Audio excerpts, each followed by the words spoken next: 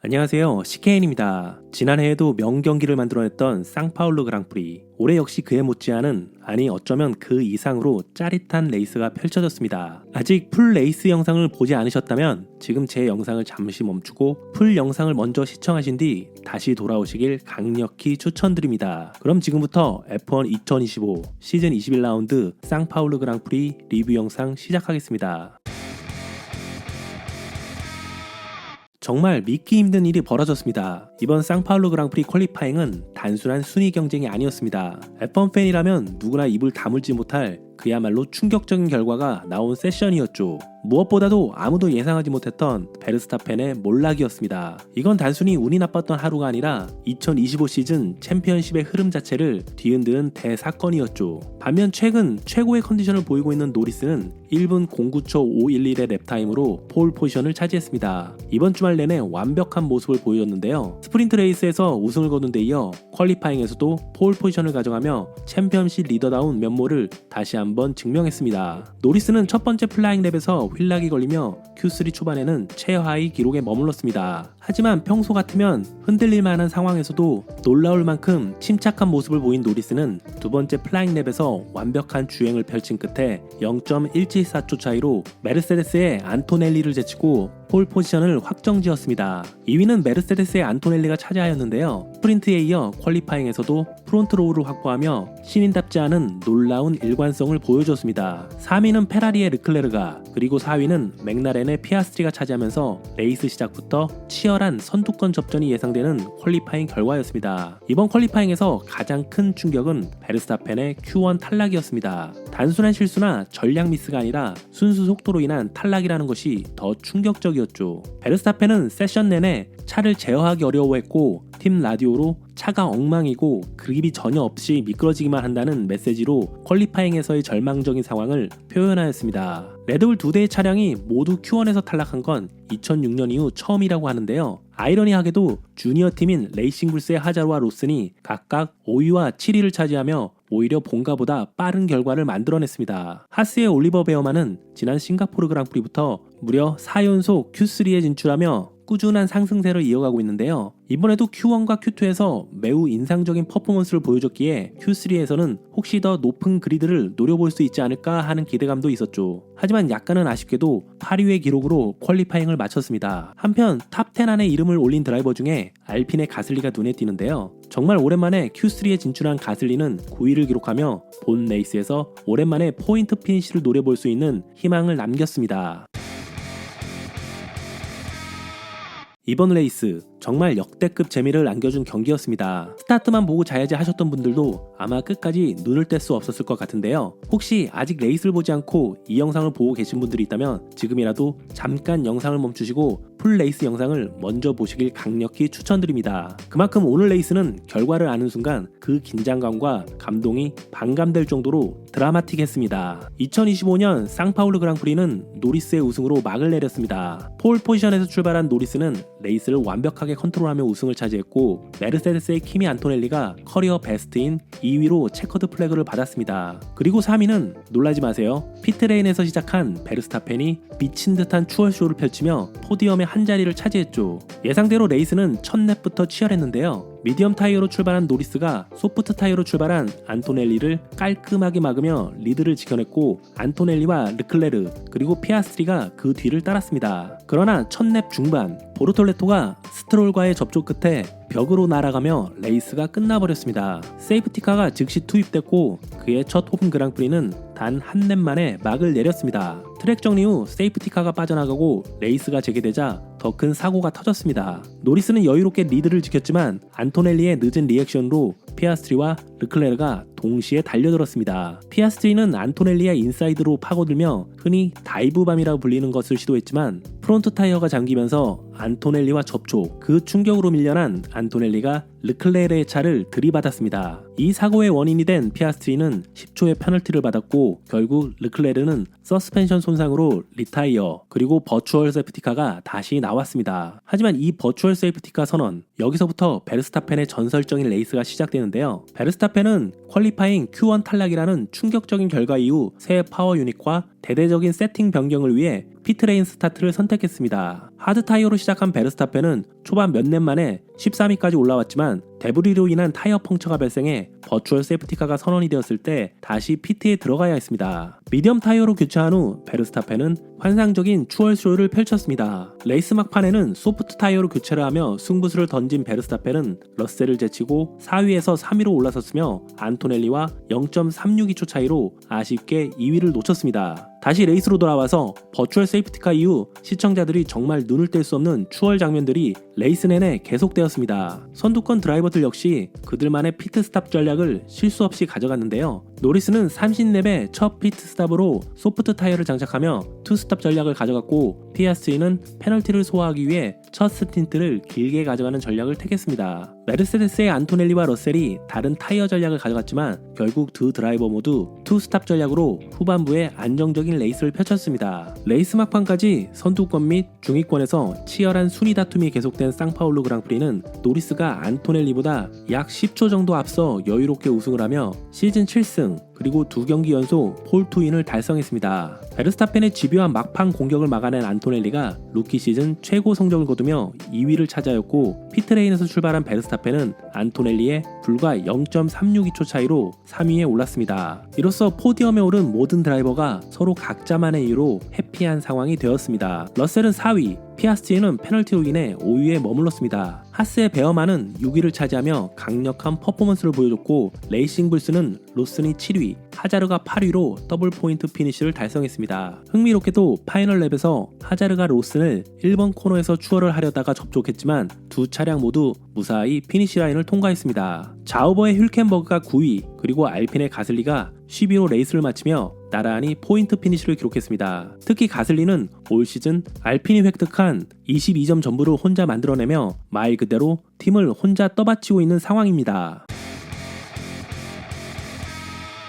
이번 그랑프리에서 맥라렌은 다시 한번 MCL39이 올 시즌 최고의 차량이라는 것을 입증했습니다. 하지만 두 드라이버의 운명은 너무나도 달랐는데요. 한 명은 챔피언의 자격을 완벽히 증명했고 다른 한 명은 또다시 불운과 논란의 한가운데에 서게 됐죠. 먼저 이번 주말의 절대적인 주인공은 노리스였습니다. 스프린트 우승, 폴 포지션, 그리고 레이스 우승까지 말 그대로 이번 그랑프리를 지배했습니다. 그동안 약점으로 꼽히던 스타트와 압박 속 집중력도 완벽하게 극복한 모습이었고 퀄리파잉부터 본 레이스에서의 운영까지 한치의 흔들림도 없었습니다. 한마디로 이번 상파울루 그랑프리는 노리스 커리어에서 가장 완벽한 주말이었습니다. 이제 노리스는 팀 동료 피아스트리와의 격차를 24점 차이로 벌리며 드라이버 챔피언십에서도 확실한 주도권을 잡았습니다. 하지만 팀 동료 피아스트리는 또 한 번 운명의 장난을 맞이해야 했습니다. 레이스 리스타트 후 1번 코너에서 소위 말하는 다이브밤을 시도하다가 휠락이 걸리며 안토넬리와 충돌, 그 여파로 안토넬리의 차가 르클레르와 부딪히는 연쇄 사고로 이어졌습니다. 결국 르클레르는 이번 주말 최대 피해자가 되고 말았죠. 피아스트리는 이 사고로 10초 페널티를 받으며 사실상 이번 레이스에서 경쟁력을 잃었습니다. 그리고 이 결과는 챔피언십 싸움에서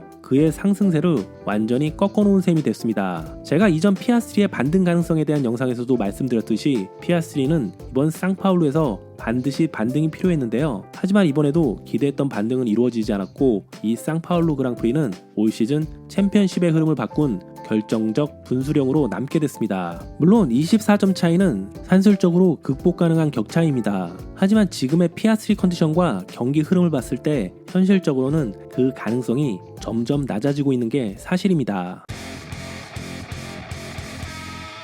지난해에 이어 이번 상파울루 그랑프리에서도 베르스타펜은 또 한 번 전설적인 드라이빙을 선보였습니다. 피트레인 출발, 그리고 포디엄 피니시, 그 누구도 예상하지 못했지만 그는 사실상 불가능에 가까운 과제를 또다시 현실로 만들어냈습니다. 비록 우승에는 닿지 못했지만 이번 레이스는 그의 커리어에서도 손꼽히는 명장면이었고 결과 이상의 가치를 증명한 퍼포먼스였다고 할 수 있습니다. 모든 건 퀄리파잉에서 시작됐습니다. 베르스타펜은 Q1에서 탈락하며 충격을 안겼고 레드불은 곧바로 전략을 수정했습니다. 어차피 후미에서 출발한다면 파워 유닛을 교체하고 피트레인 스타트로 가자. 이 판단은 첫 코너 혼전 리스크를 피하고 전략적 카드까지 확보하는 명확하고 똑똑한 선택이었습니다. 그러나 레이스 초반 또다시 불운이 찾아옵니다. 앞차에 파편을 받고 타이어 펑처가 발생한 것이죠. 하지만 바로 그 순간 버추얼 세이프티카가 등장했고 레드불은 이 찰나를 놓치지 않았습니다. 사실상 공짜 피트스탑이라 불릴 만큼 완벽한 타이밍에 미디엄 타이어로 교체하며 흐름을 완전히 뒤집어 놓습니다. 이후 베르스타펜은 특유의 공격적인 레이스 운영으로 가파르게 순위를 끌어올리기 시작했죠. 그리고 레이스 막판 모두가 과연 끝까지 미디엄으로 버티는가 이를 궁금해하던 순간 레드불은 소프트 타이어로 교체하는 결정을 내립니다. 이 선택은 팬들과 전문가들 사이에서 의견이 살짝 갈렸는데요. 로슨이 미디엄으로 52랩을 버텼다는 점에서 끝까지 가는 도박도 가능했을 것 같지만 저 개인적으로는 교체가 더 합리적이었다고 봅니다. 버티는 데 성공하면 2위 가능성도 있었지만 리스크를 감안하면 오히려 4위나 5위로 떨어질 확률이 더 높았다는 생각이 듭니다. 소프트 타이어를 장착한 베르스타펜은 러셀을 제치고 마지막에 안토넬리를 강하게 압박했지만 아쉽게도 추월에는 실패하며 3위로 레이스를 마쳤습니다. 하지만 중요한 건 결과가 아니었습니다. 이번 주말 베르스타펜이 보여준 건 숫자를 넘어선 레이스의 본질이었죠. 끝까지 밀어붙이고 포기하지 않고 할 수 있는 모든 것을 쏟아붓는 그 자세, 아무것도 잃을 게 없다는 그의 팀 라디오는 그가 왜 최고의 드라이버인지 어떤 마음가짐으로 레이스에 임하는지를 그대로 보여줬습니다. 포디엄에 오른 3위가 아니라 레이싱 그 자체로 팬들을 열광시킨 챔피언의 드라이브였습니다. 이번 상파울루 그랑프리에서 메르세데스는 팀의 미래와 현실을 동시에 확인했습니다. 안토넬리는 커리어 첫 2위라는 훌륭한 결과를 만들어냈습니다. 특히 경기 후반 미친듯이 추격해오는 베르스타펜의 압박을 차분하게 막아내는 장면은 상당히 인상적이었죠. 그가 왜 역대급 재능이라고 불리는지 알 수 있는 장면이었습니다. 팀 동료 러셀은 4위로 레이스를 마치며 팀을 위한 안정적인 포인트를 챙겼습니다. 하지만 브레이크 온도 문제로 고전했고 무엇보다 베르스타펜과의 페이스 차이가 너무 뚜렷했습니다. 페라리에게 이번 상파울루 그랑프리는 아마도 2025 시즌 최악의 주말로 남게 될 것 같습니다. 먼저 르클레르는 자신의 잘못이 아닌 상황에서 레이스를 마감해야 했습니다. 레이스 리스타트 후 1번 코너에서 피아스트리와 안토넬리의 충돌에 휘말리며 차량이 심하게 손상돼 그대로 리타이어했죠. 이 장면은 어쩌면 최고의 재능을 가졌지만 늘 외부 요인에 발목 잡히는 드라이버라는 르클레르의 커리어를 상징적으로 보여주는 순간이었습니다. 해밀턴의 주말은 말 그대로 총체적 난국이었습니다. 퀄리파잉에서 Q3 진출에 실패하며 부진한 모습을 보였고 레이스 초반에는 사인스와의 접촉으로 타이어가 손상되면서 플로어까지 망가지고 결국 리타이어로 이어졌습니다. 이처럼 해밀턴의 계속되는 부진은 페라리 팬들에게 적지 않은 불안을 안겨주고 있는데요. 특히 최근 하스에서 놀라운 활약을 보여주고 있는 페라리 주니어 올리버 베어만의 존재는 2026년 이후 페라리 시트의 또 다른 변수가 될 가능성이 커진 것 같습니다.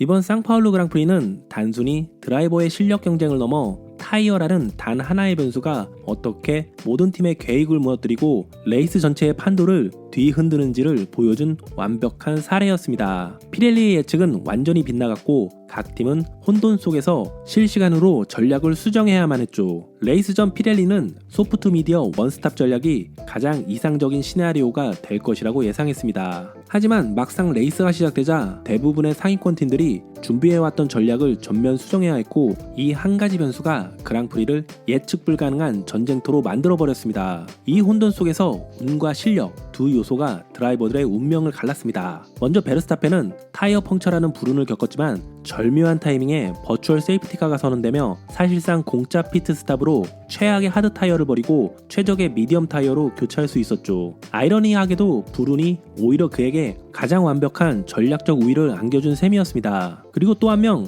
리암 로스는 피렐리가 이론상 가장 빠르다고 예측했던 소프트 미디어 원스톱 전략을 실제로 완벽하게 수행했습니다. 극도로 불안정한 트랙 컨디션 속에서도 타이어 마모를 정교하게 관리하며 7위로 레이스를 마치는 인상적인 결과를 만들어냈죠. 이번 그랑프리는 그 어느 때보다 타이어가 레이스를 결정지은 주인공이었습니다. 예측할 수 없는 그 불확실성이 오히려 이번 그랑프리를 더 흥미진진하게 만들었죠. 앞으로도 이런 레이스가 더 많아지길 기대하게 됩니다. 피렐리가 원스톱 대신 투스톱 이상의 타이어 설계를 시도한다면 F1은 지금보다 훨씬 더 다이내믹하고 박진감 넘치는 무대가 될 것 같습니다. 이번 상파울루 그랑프리에서 화끈한 재미를 안겨준 드라이버들은 이제 잠시 휴식을 갖고 화려한 라스베이거스로 향합니다. 시즌 막바지로 향하는 이 시점, 또 어떤 드라마가 우리를 기다리고 있을지 정말 기대가 되는데요. 저는 다음 시즌 22라운드 라스베이거스 그랑프리 서킷 소개 및 프리뷰 영상으로 다시 찾아뵙겠습니다. 시청해주셔서 감사합니다.